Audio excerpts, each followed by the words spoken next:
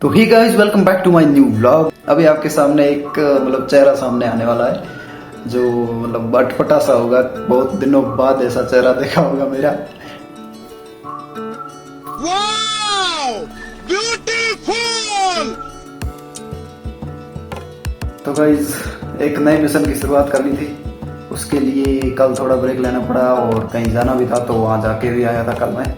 और कुछ ज़रूरी काम थे वो मैंने कल निपटा लिए थे, क्योंकि अब लंबी तैयारी करनी है मेरे को, लंबे टाइम तक कंसिस्टेंट रहना है। इसके लिए मैं देख रहा हूँ कि 40 दिन हो गए, अब भी मैं बहाना बना रहा हूँ कि कोर्स की शुरुआत है, कोर्स की शुरुआत है, कोर्स की शुरुआत है। अब कहाँ शुरुआत है भाई? 40 दिन उसका रिवीजन करना पड़ा है। 40 दिन की 40 33-34 क्लासेज हुई है, बीच में छुट्टियाँ वगैरह टेस्ट वगैरह निकाल के 34-35 क्लासेज हुई है। सबको देखना बाकी है यार। सीरियसली मैं बहाने ही बनाता जा रहा हूँ। मैं दूसरों को बोल रहा हूँ कि ये कर लो, डिसिप्लिन बनाओ, मेहनत करो, लेकिन मैं खुद ऐसे तो काम नहीं चलेगा। मैं समझ गया। परसों एक रील मैंने देखी जिसमें राजू सर बोल रहे थे कि 10-10 12-12 घंटे पढ़ाई करनी कम पड़ जाएगी सिलेक्शन के लिए। भैया उस रील ने ना मेरे को अंदर से झकझोर दिया यार। सीरियसली बोल रहा हूँ। उस दिन मैंने बहुत सोचा यार, 3 घंटे मैं पढ़ रहा हूँ, मेरे लिए 3-4 घंटे पढ़ रहा हूँ मैं, शर्म की बात है। कभी कभी 10 घंटे चला जाता हूँ, कभी कभी 3-4 घंटे। नहीं, ऐसे काम नहीं चलेगा। अगर ऐसा रहा तो यूट्यूब छोड़ना पड़ेगा, क्योंकि पढ़ाई करनी है तो 10-10 घंटे कम से कम पढ़ाई हो, तब बात बने, ठीक है। और बाकी यूट्यूब कंटिन्यू कर सकते हैं। अगर कंसिस्टेंट रहना है तो देखना पड़ेगा कुछ। उसके बाद क्या हुआ कि ऐसे ही सोच ही रहा था कल पूरे दिन प्लानिंग की, क्या क्या करना है, क्या क्या नहीं करना है आने वाले दिनों में। कल का सच बता रहा हूँ, पूरा दिन प्लानिंग में बिताया और बाकी सोचने में, ओवर थिंकिंग आप बोल सकते हो कि क्या करूँ क्या नहीं करूँ, कैसे करूँ। सब कुछ सोच के, सब कुछ निकाल के मैंने आज एक रूपरेखा बनाई है। जैसे हम कहेंगे 150 डे आर्ट चैलेंज। 150 डे क्यों, 75 क्यों नहीं, 75 क्यों नहीं, 150 डे इसलिए क्योंकि 150 डे आज से 150वें दिन रक्षाबंधन है, ठीक है।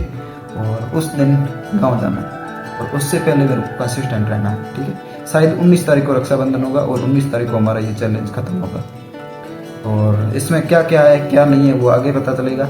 और 75 हार्ड का थोड़ा अपग्रेड वर्जन है, ट्राई कर रहा हूँ, देखते हैं कंप्लीट होता है कि नहीं होता है। लेकिन अब की बार पक्का कंप्लीट करके ही रहूँगा।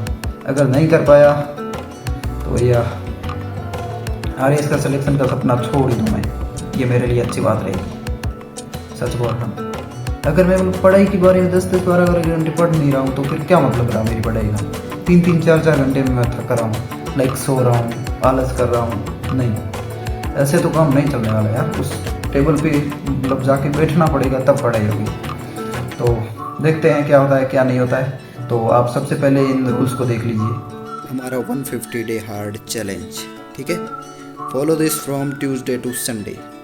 रीज़न आगे बताता हूँ। डेली वेकअप एट 4 AM, यानी 4 बजे तो किसी भी हालत में उठना है, चाहे दिन में भले 3-4 घंटे की नींद ले लो बाकी हो तो, ठीक है, लेकिन 4 बजे उठना है सुबह। 8 से 10 घंटे स्टडी डेली, यानी 8 से 10 घंटे डेली पढ़ना है। 8-10 घंटे 50-50 वाले मिनट वाले सेशन, यानी टोटल एक्टिव स्टडी 8.5 घंटे के लगभग अपने को करनी है। 8 से 10 घंटे डेली पढ़ना है। और 45x2 workout session.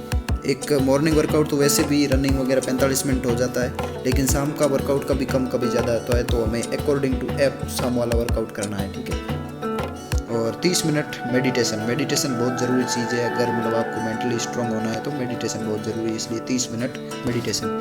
4 litre water intake, 4 litre पानी पीना है हमें। मेरी एक स्टील बोतल जो है वो 4 लीटर की है, ठीक है। तो मुझे वो 4 बोतल खाली करने के दिन में पानी पीना, डिहाइड्रेशन नहीं होता है, इसलिए मेंटली और फिजिकली एनर्जी बनी रहती है।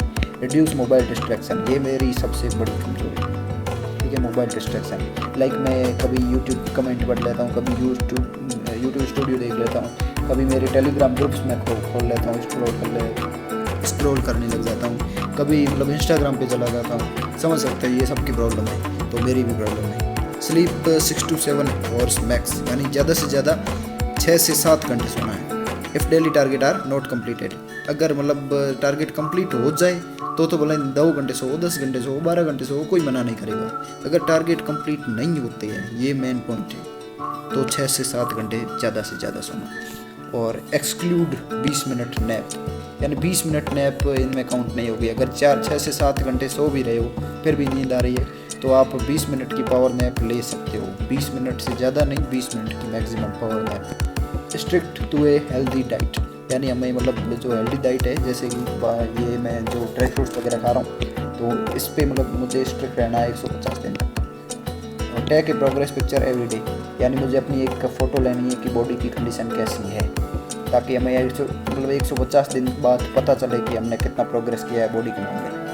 तो उसके लिए फ़ोटो तो लूँगा लेकिन यूट्यूब वीडियो के साथ इंक्लूड नहीं करूँगा, क्योंकि अभी फिज़िकल कंडीशन बहुत ख़राब है। उसके बाद हाफ ब्रेक और मंडे, सोमवार के दिन हाफ ब्रेक। रीज़न, क्योंकि सोमवार को होता है हमारा टेस्ट, ठीक है।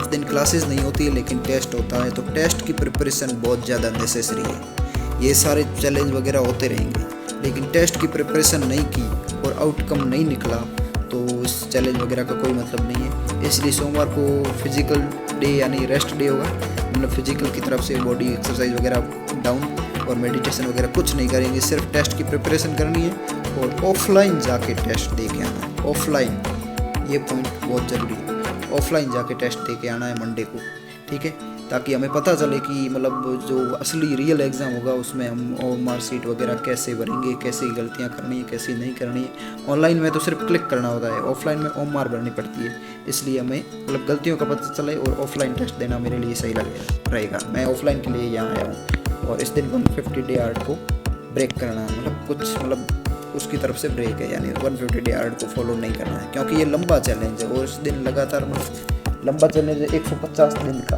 ठीक है। इसमें कंसिस्टेंसी बनानी है तो बीच में थोड़ा थोड़ा ब्रेक जरूरी, ठीक। तो लेट्स कंटिन्यू, चलिए स्टार्ट करते हैं 150 हार्ड चैलेंज के पहले दिन। So hi guys, welcome to the day 1 of 150 day hard challenge. तो आज मैं अपने चैलेंज के अकॉर्डिंग सुबह 4 बजे ही उठ जाता हूँ। आज चैलेंज का पहला दिन था इसलिए एक्साइटमेंट में थोड़ा एनर्जेटिक भी फील करता हूँ। उसके बाद अपने बेड को थोड़ा ठीक करके चला जाता हूँ ब्रश करने के लिए।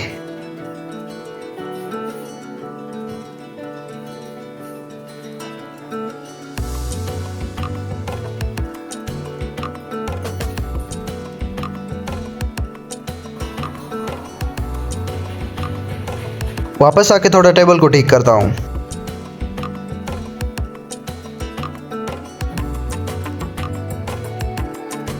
टेबल क्लीन करने के बाद मैं कल रात को ड्राई फ्रूट भिगोना भूल गया था, इसलिए उन्हें भिगोना होता है क्योंकि 150 डे हार्ड चैलेंज में एक हेल्दी डाइट भी नेसेसरी है।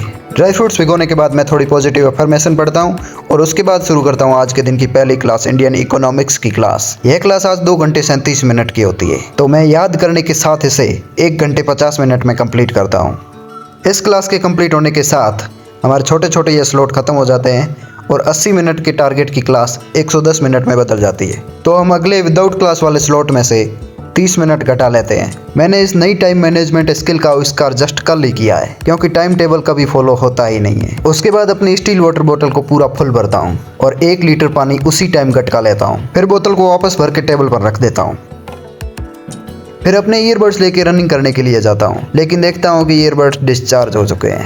थोड़ा सैड होता हूँ क्योंकि यार म्यूजिक इज एनर्जी यार। मेरे को म्यूजिक सुनते टाइम लगता है कि अब कोई भी कितनी भी बड़ी प्रॉब्लम आ जाए मैं भिड़ जाऊंगा उससे और आई कैन डू इट यार, मतलब मैं उस प्रॉब्लम का सोल्यूशन निकाल ही लूंगा। तो इस प्रकार फिर मैं पार्क में पहुंच जाता हूँ और शुरू करता हूँ वार्म अप।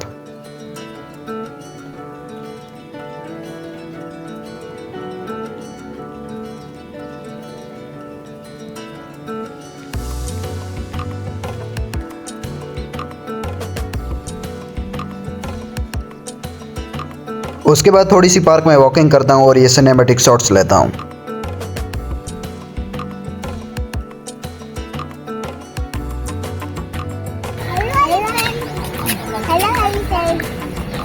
फिर मैं इस पार्क रूपी ट्रैक को अपनी रणभूमि मानकर इसे प्रणाम करता हूँ और फिर 5 राउंड इस पार्क के ट्रैक के लगाता हूँ। इसी के साथ हमारे 2.5 किलोमीटर की रनिंग कंप्लीट हो जाती है। ट्रैक के सामने ही शिव मंदिर पड़ता है। मैं जितने चक्कर निकालता हूँ उतने ही ऐसे प्रणाम शिव मंदिर में करता हूँ। अब लोग जो मुझे समझते हैं समझने दो, लेकिन शिव जी यार अपनी रग रग में है।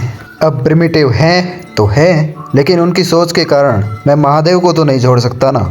वापस जस्ट रूम में पहुंचकर ईयरबड्स चार्ज लगाता हूं। तब तक मेरा मॉर्निंग वर्कआउट सेशन का टाइमर हो चुका होता है अब। तो मैं बिना अपना टाइम वेस्ट किए अगली क्लास स्टार्ट करता हूं, राजस्थान हिस्ट्री की क्लास। जैसा कि आपको पता है इकोनॉमिक्स की क्लास थोड़ी लंबी हो गई थी, इसलिए राजस्थान हिस्ट्री की क्लास सिर्फ 1 घंटे की ही होती है। तो मैं उसे 2x स्पीड में याद करते हुए 40 मिनट में ही खत्म कर देता हूँ। इसी के साथ राजस्थान हिस्ट्री और इकोनॉमिक्स की अब यह लास्ट क्लासेज हैं। आज के बाद 3-4 दिन तक क्लासेज नहीं लगेगी, क्योंकि स्प्रिंग बोर्ड कोचिंग में होली की छुट्टियां हो चुकी है। तो कुछ इस प्रकार अपने कंप्लीटेड टाइम स्लॉट्स को टिक करके मैं अपने 80 मिनट वाले टारगेटेड सेशन को 40 मिनट कर देता हूँ, और नेक्स्ट 40 मिनट वाले विदाउट क्लास सेशन को मैं एक्सटेंड करके 70 मिनट कर देता हूँ। उसके बाद मैं कुकू एफएम में डेविड गॉगिन्स की can't hurt me audio book start करके शुरू करता हूँ 30 मिनट मेडिटेशन सेशन। अब डेविड गॉगिन्स कौन है, यह आप सर्च कर लो यूट्यूब पर, सिर्फ 10 मिनट लगेंगे और उस व्यक्तित्व से आपको बहुत कुछ सीखने को मिलेगा गाइस। इस प्रकार 8:35 के लगभग हमारा मेडिटेशन सेशन हो जाता है एंड। उसके बाद मैं स्टार्ट करता हूँ रीजनिंग की पहली क्लास। जैसा कि आपको पता है रीजनिंग को मैंने छोड़ रखा था, तो 10-11 क्लासेस बची हुई है, वो इन 3-4 दिन की छुट्टियों में कंप्लीट कर देंगे। हालांकि छुट्टियां 27 तारीख तक है, लेकिन मेरे लिए 28 तारीख तक है, क्योंकि मैं एक दिन कोचिंग से लेट चल रहा हूँ। हमारा बैच इवनिंग बैच है, तो मैं दूसरे दिन क्लासेस लेना प्रेफर करता हूँ, क्योंकि उस टाइम मैं 2x में क्लासेस ले सकता हूँ और इससे मेरा टाइम भी बचता है। तो इसी रीजन की वजह से मैं हमेशा एक दिन लेट चलता हूँ। इस प्रकार मेरा यह सेशन 60 मिनट में एंड होता है। तो 80 की जगह 60 करके और नेक्स्ट विदाउट क्लास स्लॉट को 70 की जगह 90 कर देता हूँ। उसके बाद मैं कपड़े लेके नहाने के लिए चला जाता हूँ।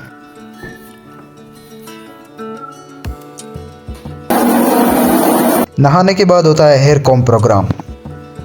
तो इस न्यू लुक में कैसा लग रहा हूँ बताइए। यह सब कार्य 25 मिनट में खत्म करके मैं अगली क्लास स्टार्ट करता हूँ, फिर से रीजनिंग की क्लास। यह क्लास 45 मिनट में कंप्लीट हो जाती है, तो मैं 80 की जगह 45 कर देता हूँ और विदाउट क्लास सेशन में 90 की जगह 125 कर देता हूँ। 125 मिनट यानी 2 घंटे 5 मिनट।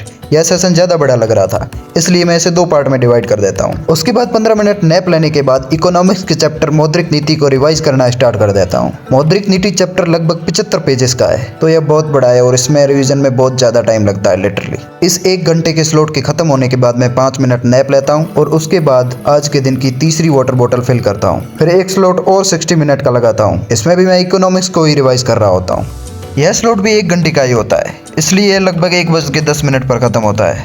इससे मैं बहुत ज़्यादा खुश होता हूँ और उसे करता हूँ टेक। उसके बाद मैं चला जाता हूँ दोस्त के रूम खाना खाने के लिए, और बीच में चलते वक्त छाछ भी ले लेता हूँ। तो अभी खाना बन रहा है, थोड़ा लेट है, तो टाइम वेस्ट तो करना नहीं है मोबाइल चला के। तो अभी यहीं पर सो जाते हैं, मतलब 1 घंटा सोने का होगा, तो यहीं पर सो जाते हैं। उसके बाद मेरी आँख खुलती है जस्ट आधे घंटे बाद 2:10 पर। फिर हम दोनों मिलकर खाना खाते हैं। फिर मैं 2:30 बजे के आसपास वापस रूम में आता हूँ और 2:35 पर अपना अगला रिवीजन सेशन स्टार्ट कर देता हूँ। पर मैं इस स्लॉट को 50 मिनट ही कंटिन्यू कर पाता हूँ। उसके बाद गाइस ये 70 मिनट का स्लॉट था और जिसमें से 50 मिनट मैंने कर लिया। अब आ रही है फिर से भयंकर नींद, क्योंकि रात को सिर्फ 4 घंटे सोया था इस प्लानिंग वगैरह के चक्कर में। तो आधा घंटा फिर से नींद लेंगे और उसके बाद फिर से पढ़ने बैठ जाएंगे, ठीक है। 30 मिनट के पावर नैप के बाद मैं पढ़ने के लिए फिर से अपनी टेबल पर आ जाता हूँ और अब की बार पूरा 70 मिनट का स्लॉट लगाता हूँ। और इस प्रकार यह सेशन एंड होता है करीब 5:05 पर। और इसी के साथ मेरे सारे स्टडी टारगेट्स हो जाते हैं कंप्लीट। यार सच में इन्हें टिक करने का बहुत अलग ही मजा है। फिर बाहर से कचरे वाली गाड़ी की आवाज़ आती है, इसलिए मैं अपने रूम का सारा कचरा एकत्र करके उस गाड़ी में डाल देता हूँ। गाइस वर्कआउट किया था, फिर से कैमरा बंद। क्या किया जाए आज का?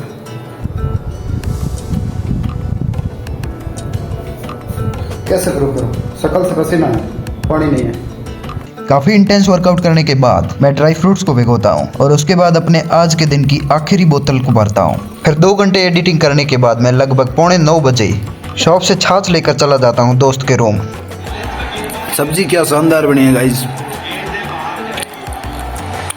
इधर मैच चल रहा है। फिर वापस आकर 1 घंटा मोबाइल पर टाइम वेस्ट करने के बाद मैं शुरू करता हूँ फिर से थोड़ी सी एडिटिंग बची हुई होती है उसे। तो गाइस अभी टाइम हो रहा है 10:29 और आज के सारे टारगेट, आज के सारे ये वर्कआउट टारगेट, ये फिर बात की वो टारगेट, ये एडिटिंग वाले सेशंस और खाना वगैरह सारे टारगेट हो चुके हैं कंप्लीट। और ये मोबाइल का टारगेट है, ठीक है।